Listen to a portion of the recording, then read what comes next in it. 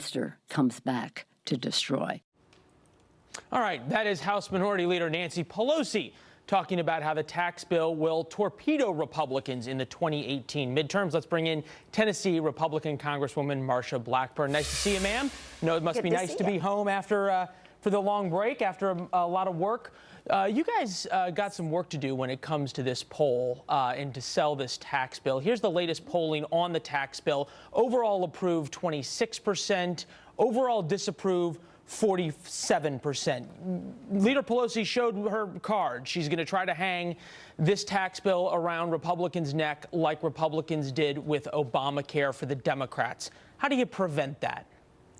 What you do is get out there and talk about it, and the proof is going to be in those paychecks. When people start opening their paycheck and look at what is in that paycheck come February 1st, then they're going to say, all right, I get it. It really did happen. And you have to look at what is going to happen right now with so many employees, companies announcing that they're going to go ahead and give bonuses this December. AT&T, Comcast, and then also the amount of infrastructure investment that they're going to do.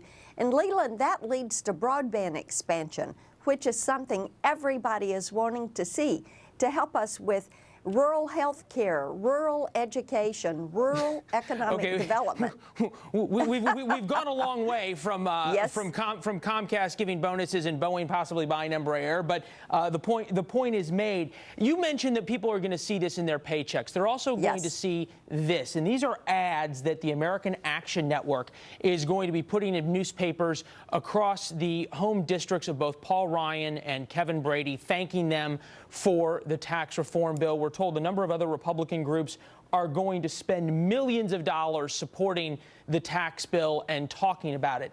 The question is this: if it is such a great bill and people are going to be seeing the results in January in their paychecks, why do you need to spend so much money and time selling it and talking about it? We know the mainstream media is not going to be supportive of this, and the Democrats have a partner, if you will, in spreading misinformation about this bill.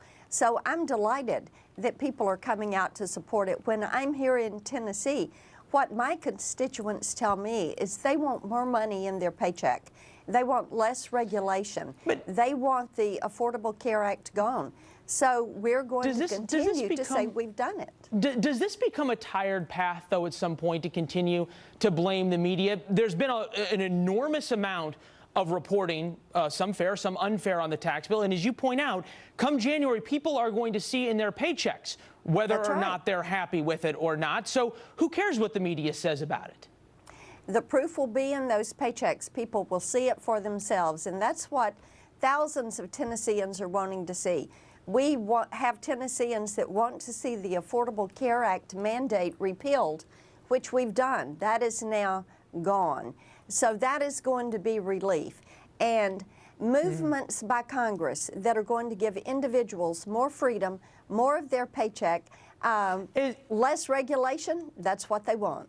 Let's get back to where we started the top of the show as we await the president heading out of town. Those on Capitol Hill, top screen right, have already left. The president leaves for Mar-a-Lago in about an hour. Coming back, there is an enormous January 19th deadline on whether or not the government shuts down. You all have kicked the can down the road over and over and over again.